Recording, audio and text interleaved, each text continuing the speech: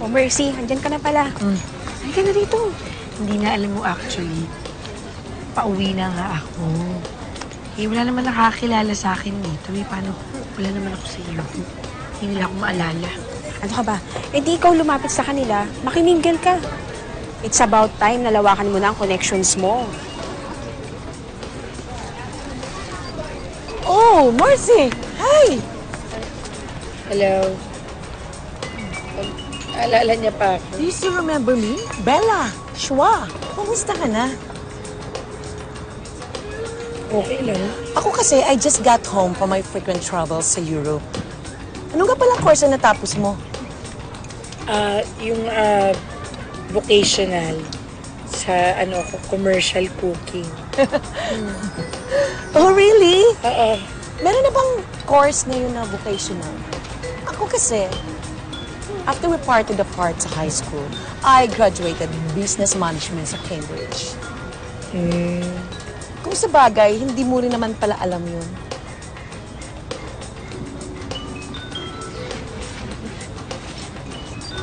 Ano ito nagbabago? Hindi pa rin talaga. Anong pa rin, ano? Ade. Talagang hindi na ako magbabago. Dahil alam ko namang hindi ka talaga graduate. Dahil ang totoo, maaga ka naglandi at nagpabuntis.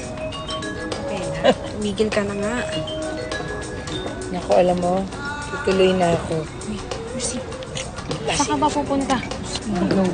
Uy, uy, uy. Halika nga dito. Hayaan mo siya, hayaan mo siya.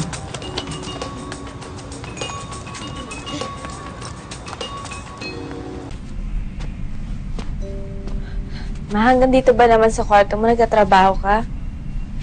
Eh, wala namang ibang nakakaalam gawin ito kundi ako.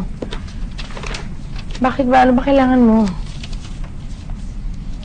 Gusto lang sana kita kumustahin. Pero sige ma, balik na ako sa kwarto ko. Good night.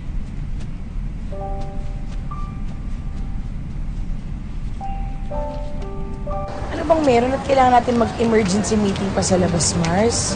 Sa loob ng office. Baka makita tayo ni Tony. Ayokong isipin niya na nagre-report ako sa'yo.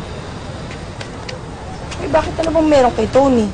Tell you frankly, feeling ko depressed si Tony. Kailangan niya ng guidance. Eh, bakit eh? Meron namang guidance counselor sa eskwelahan yun, di ba? Ay nako, Mercy, hindi ako nagjo-joke ha. Kailangan niya ng guidance ng parent. Pero bakit parent naman ako ah? Parent, hindi parent, Mercy. Single parent. At kasi hindi ka pa mag-asawa ulit. 10 taon nang patay si Freddy. It's about time para magkaroon ka na rin ng katuwang sa buhay. Para may katuwang ka na rin sa business mo, tsaka maasikaso mo na rin yung sarili mo. Pero hindi ka naman nakakaloka talaga. Ang dami-dami ko nang problema, no? Mag-aasawa pa ako. Hindi mo mas malaking problema yun? Simulan natin sa pinaka-root cause ng problema mo. Kailangan mo nang makatapos ng pag-aaral. Kasi yung insecurities mo eh. Kailangan mo nang mawala yun. Kailangan bumalik sa school. Paano ko babalik sa school? Ang tanda-tanda ko na nakakahiya. Susan, ano ba? Sa school nga namin, meron pang 80 years old. Nag-aaral. Mars, ba't ka ganyan? Kinukumpara mo ako sa 80 anyos? Ano Ito. ka ba? It's for your own self-worth. Para rin mapatunayan mo sa sarili mong kaya mong pagdaanan ng lahat. No way. Para saan pa? Ayoko. Ayoko bumalik sa high school. Ano ka ba? Ang luma mo naman. K-12 ng bagong curriculum ngayon. Kailangan mo nang bumalik sa grade 10. Ano ka ba? Mamaniin mo lang yan.